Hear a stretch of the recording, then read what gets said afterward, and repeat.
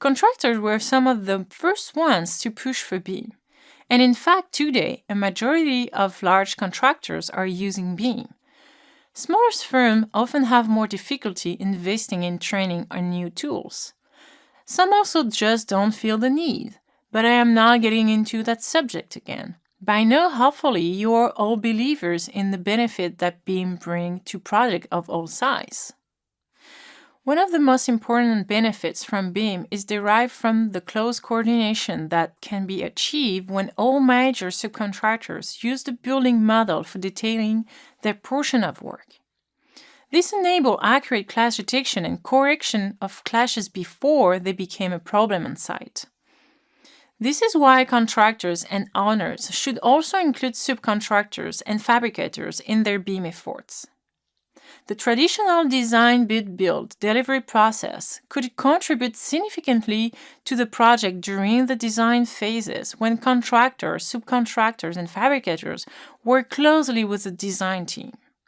This is why integrated project delivery, where a joint contract requires that the architect, designer, general contractor, and key trade contractors work together from the start of the project, make the best use of BIM as a collaborative tool.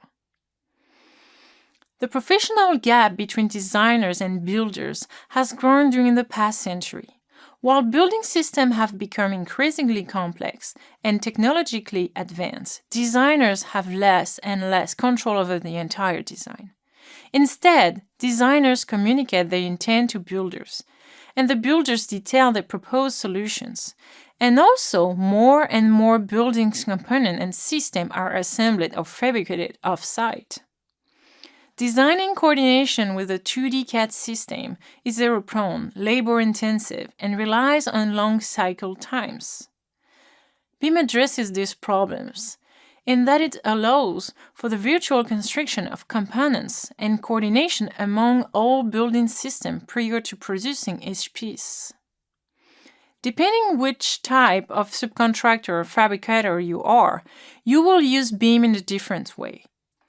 Whether you are in the made-to-stock component industry, such as standards plumbing, fixture, drywall, etc., or in the made-to-order components, such as windows and doors selected from catalogs, or engineered-to-order components such as steel frame, precast concrete, facade panel, and many more.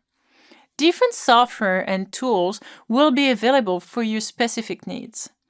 But beyond that, a solid management strategy for the adoption of BIM needs to be developed. BIM does not simply automate existing operations that were previously performed manually or using this sophisticated software. It enables different workflow patterns of production processes. While almost all fabricators and subcontractors can benefit from better coordination between their work packages and those of their peers, each trade can benefit in more specific way depending on the nature of their work.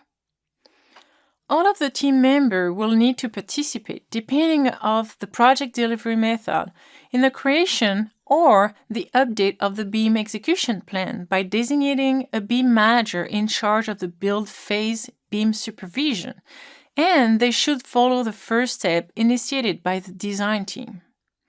All these processes could be overwhelming, especially for a small firm. But don't forget there are many BIM consulting firms all around the world that will help you manage your first project, as well as transition and grow your business, allowing you to invest step by step.